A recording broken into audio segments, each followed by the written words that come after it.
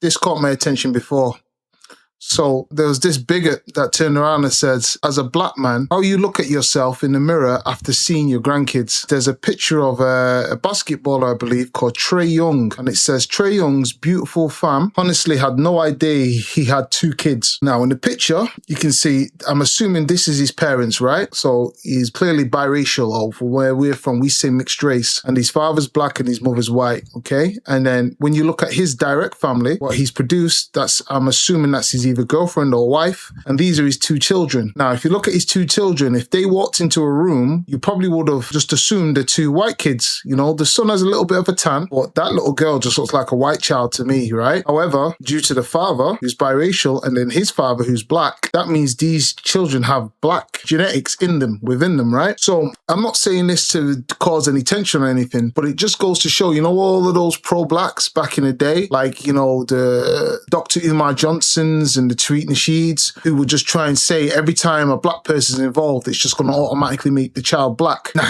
because this just proves, and I proved this in a video years ago with Meghan Markle and Prince Harry, that you can be black and then make your family down the lineage become white. You know, there's not going to automatically stay black. It'll stay black based on what you do. So if I get with a black woman, of course I'm going to have a black child. But if that black person that I've produced, whether that's a black man or a black woman, if they then get with a white person and they have a child, the child's going to come out looking not exactly like Trae Young, of course, but his phenotype, biracial or mixed race. And then if he decides to get with a woman who's white, they're going to make what is perceived in my country as quarter caste. Quite an offensive term in today's day, but back then, mixed race people were called half caste when I was younger, which is offensive, but his children are basically quarter black, whatever else white, all right? And then if these children, as you can see them, if these children decided to date white people, the product of their children goes straight back to white, you know? And I remember the Meghan Markle situation where she was pregnant at the time and there was loads of comments from black women saying, oh, they're going to have beautiful black babies. And I was like, no,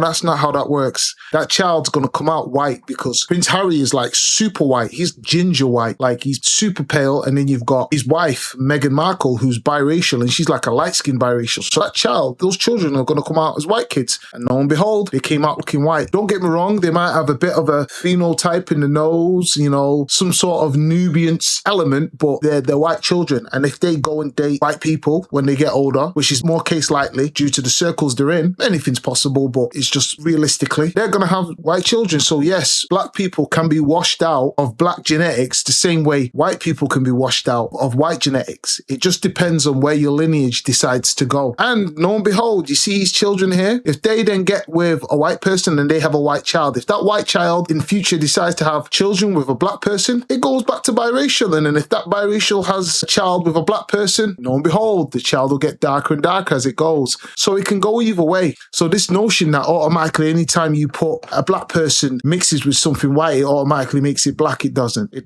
Yeah, the term black is not based on race. It's based on an aesthetic. Not a lot of people know that. People will just look at me and say black man. Yes, I am a black man, but I'm not genetically or racially a black man because the color black is this. This remote is actually black. I'm not that color. I'm dark brown. I've never met a person this color black in my entire life ever. I've seen super dark skin, like jet dark skin, but they've never been this color. All right. So say that to say I'm only an aesthetic when it comes to that term. And that's why someone like Trae Young, who's biracial, he will be called black just like me, yet with 2 different tones and we don't look alike. But it's the social construct. The term is to identify what I am. These children won't be identified as black because they don't have the aesthetic. The term black is for an aesthetic of mine and Trae Young's. So people that are dark skinned and people that are light skinned, people will try and say these children are black just because they're mixed with black. That doesn't make you black. It's based on what you visually look like. But yeah, I hope I've cleared that up. I hope, maybe not. Who knows? Like and subscribe. Let me know what you guys think.